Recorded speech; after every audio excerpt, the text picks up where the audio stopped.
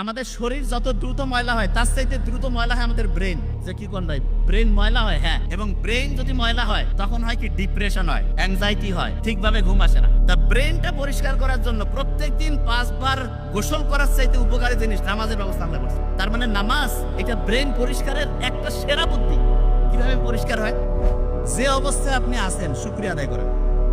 তো এটা যখন আমি পড়লাম তখন মনে হলো আমরা যে সূরা ফাতিহা পড়ি, আলহামদুলিল্লাহ রাব্বিল আলামিন, আল্লাহ তুমি আমাকে যে অবস্থায় রাখছো ভালো রাখছো, এটা হচ্ছে 1 নম্বর প্রয়োজনীয় এবং প্রত্যেক নামাজে প্রত্যেকবার শুরুতে বলতেছি এবং এইটা জীবনের জন্য 1 নম্বর দরকার। তার মানে নামাজ হচ্ছে আল্লাহর সাথে কানেকশন করার সাথে আমার নিজের ভালোর জন্য দরকার বেশি। নিজে ভালো থাকবো কখন? যখন আমি চিন্তা করি যে আল্লাহ তুমি যে অবস্থায় রাখছো ভালো রাখছো। আর দ্বিতীয় কথাটা কি দরকার, সেটা হচ্ছে মানুষ দীর্ঘদিন ভালো থাকতে পারবে, মানুষের ব্রেন সুস্থ থাকবে, মানুষ হচ্ছে উন্নতির দিকে যাবে কখন? যখন কেউ রেগুলার পড়াশোনা করে। কোরআনের প্রথম যে আয়াতটা নাযিল হলো কি ছিল? প্রথম আয়াতটা পড়ো তোমার প্রভুর নাম, ঠিক না? পড়ার কথা বলছে। তা আল্লাহ কিন্তু নাযিল হওয়া প্রথম কথাটা পড়ার সাথে কোরআনে আমরা যখন সূরা ফাতিহার প্রথম যে আয়াতটা দিয়ে নামাজ শুরু করে প্রত্যেক রাকাতে, সেটা কি ছিল? প্রথম রাকাতে প্রত্যেকবারে বলতেছে সেটা কি? সেটা হচ্ছে শুকরিয়া জানাচ্ছি আল্লাহর কাছে। তার মানে মানুষের জন্য যেটা সবচেয়ে প্রয়োজনীয় আল্লাহ কিন্তু সেট করে দিয়েছে।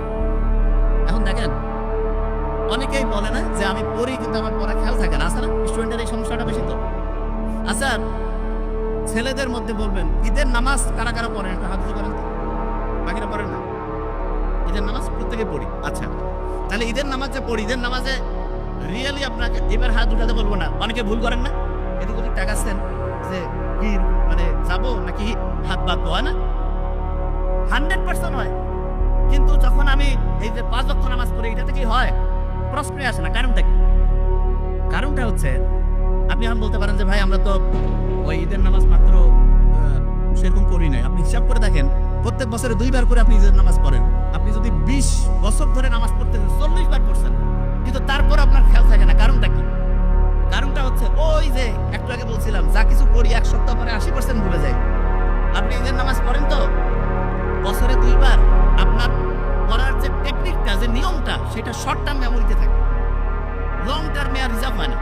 কিন্তু আপনি রেগুলার যে 5 ওয়াক্ত নামাজ পড়েন, এটা আপনার লং টার্ম মেমোরিতে রিজার্ভ হয়ে যায়। এই জন্য ঈদের নামাজটা এইটা থেকে একটা পড়ার টেকনিক বের করা যায়। সেটা কি? অনেক স্টুডেন্ট আছে বছরে একটা চ্যাপ্টার পড়লো, 6 মাস নাই, আর হঠাৎ করে বই থেকে প্রশ্ন করছে আর জিজ্ঞাসা করছে, উত্তর দিতে পারতেছে না। কেন পারে না? কারণ পড়াটা শর্ট টার্ম থেকে হারাই গেছে। লং টার্মে যদি পড়াটা রিজার্ভ করতে চাই, তাহলে যেটা করতে হবে সেটা হচ্ছে ভুলে যাওয়ার আগে রিভিশন দিতে হবে।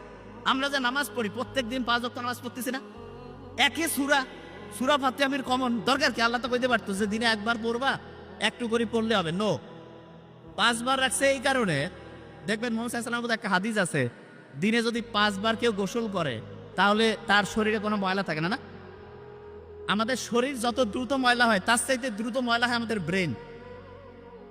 যে কি কোন ভাই, ব্রেন ময়লা হয়। হ্যাঁ, এবং ব্রেন যদি ময়লা হয় তখন হয় কি, ডিপ্রেশন হয়, অ্যাংজাইটি হয়, ঠিকভাবে ঘুম আসে না।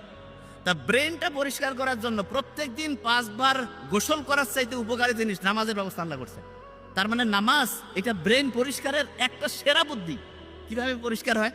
ওই যে বিজ্ঞানীরা দেখছে, নোবেল বিজ্ঞানীরা, যে সবচাইতে ভালো কোনটা, যে শুকরিয়া যদি থাকে, আপনি যখন নামাজে দাঁড়ান তখন যদি এই শুকরিয়াটা থাকে আপনার মধ্যে, যে আমি যা কিছু করছি, যে অবস্থায় আমি আছি, আল্লাহর কাছে আমি শুকরিয়া, আল্লাহ আমাকে ভালো রাখছো, অটোমেটেড দেখবেন যে আপনার মনের যে দুশ্চিন্তা, মনের মধ্যে যে খারাপ অবস্থা, এটা আল্লাহর রহমতে নাই হয়ে গেছে। দেখুন, বিভিন্ন সময় অনেক লোক আছে না, এই যে রোজার সময় রোজা রাখে অনেক সময়, আবার অনেকে বছরে 2 দিন করে প্রতি সপ্তাহে সপ্তাহে রাখে। বিজ্ঞানীরা দেখতেছে আমাদের শরীরের যে ফাইটিং সিস্টেম আছে না, রোগ প্রতিরোধ ব্যবস্থা, এইটা ওই যে গাড়ি ওয়ার্কশপে গিয়ে পরিষ্কার করে না, এরকম আমাদের রোগ প্রতিরোধ ব্যবস্থাটা পরিষ্কার করার জন্য যতগুলো সিস্টেম আছে তার মধ্যে নাম্বার 1 হচ্ছে রোজা রাখা। তা আল্লাহ যে বলছে যে রোজা তোমার জন্য ফরজ করছি, আর এটার যে কল্যাণ, এটা যদি তুমি বুঝতা।